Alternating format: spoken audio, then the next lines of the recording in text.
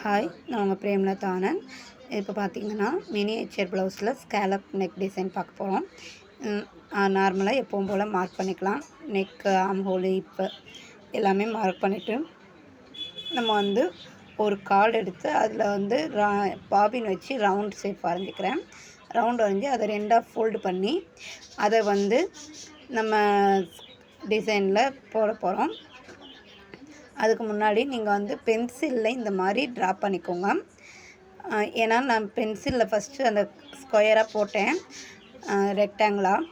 அதுக்கப்புறம் ஃபுல்லாக பென்சிலில் தான் போட்டிருப்பேன். பென்னில் மார்க் பண்ணாதீங்க. ஏன்னா இந்த மாதிரி டிஃப்ரெண்ட் டிசைன்ஸ் யூஸ் பண்ணிடல, பென்சில் யூஸ் பண்ணுங்கள்.